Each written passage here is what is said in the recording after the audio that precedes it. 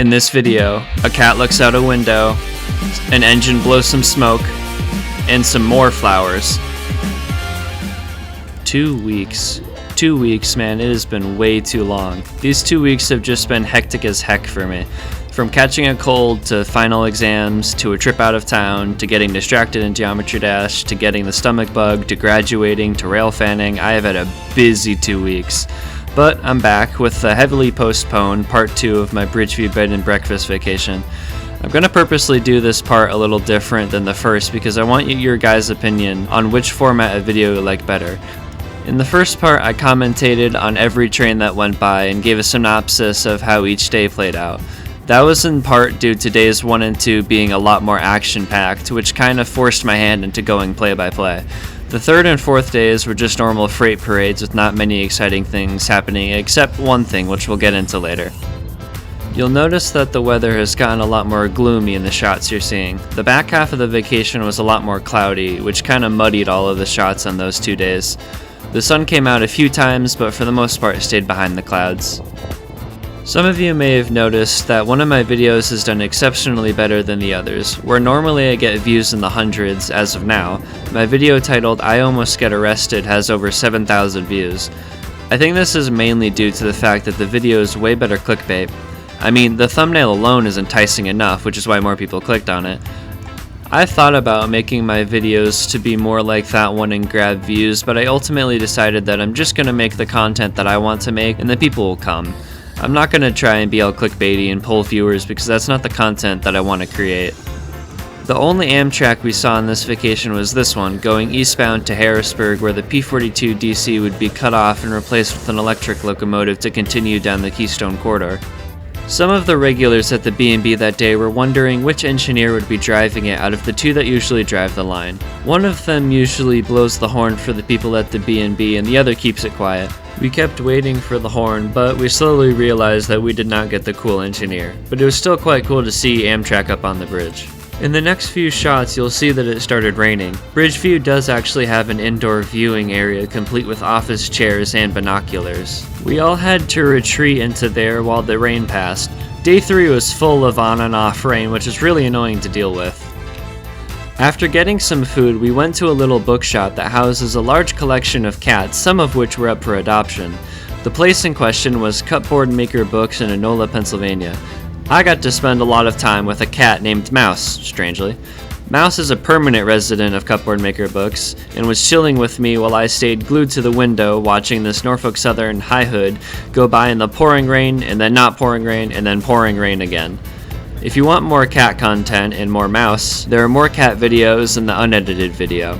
On the way back to the B&B, I was casually recording out the window at Enola Yard, and if we zoom in on this photo, we can see an Operation Lifesaver engine in Enola. There always seems to be an Operation Lifesaver engine floating around the Enola area, so seeing one here isn't really groundbreaking, but it's still pretty cool that I saw it. This trip is actually the whole reason why I have a massive train log spreadsheet. One of the guests there had a folder, actually multiple folders, that contained every train that he ever saw, and another guest was writing down every train that came for use later. So a few months later I started compiling a list of all the trains I've seen in my life. Just getting the trains that I'd seen already down took me ages. I had built up quite the backlog of data points and filling each one of them in with lots of information, some of which I had to look up continually, was a pretty big endeavor. I think I can confidently say that the spreadsheet is now more than double its initial size just due to the number of trains I've seen since. It's actually gotten a big increase lately after a long dry spell of no trains.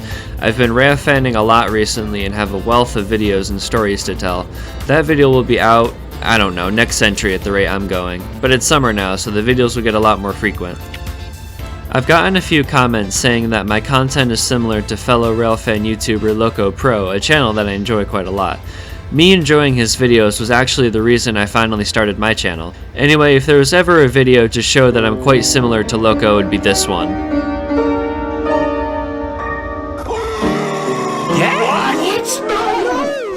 Yep, I got hit by the bogus Focus Demon. And this wasn't even a normal train, oh no. The second engine was NS 4000, and my camera decided focus wasn't cool anymore as it was going over the bridge. I then ran around to the back of the B&B to try and see if I could get some light on it, but no, there was no light to speak of, and the train I was trying desperately to catch was still just some dismembered lights. Still not satisfied, I asked my mother if she could drive me down to a bridge that goes over tracks that this train would soon be going over, that was closer to Enola Yard. I was hoping that there would be some light down there, and thankfully she stopped what she was doing and drove me down to that bridge. Thanks, Mom. While the train was rounding the corner, I took the opportunity to take this familiar picture, and then the big moment came. The train crawled agonizingly slow past the bridge while I panicked trying to find the optimal viewing window. Eventually, I chose one, stuck with it, and prayed. The outermost reaches of the light's glow touched NS4000, and of the light, not much was reflected onto my camera's lens. At least you can kind of make out the form of NS4000's gray and blue makeup, but it wasn't the bath of light I was hoping for, although it is still better than the out-of-focus dismembered lights from the bridge. The day we left, we had a little time before the long drive back home, so I got to see a small helping of trains that came by in the morning.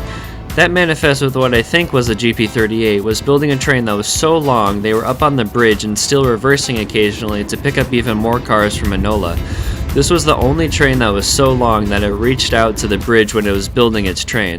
Foreign engines made a return when these two BNSF units got covered up by the manifest that was up on the bridge. Anyway, this clip will bring our Bridgeview bed and breakfast vacation to a close, a wonderful vacation filled with lots of trains. Now if you excuse me, I have some donuts that need eating. Thank you everybody for watching, have a lovely day.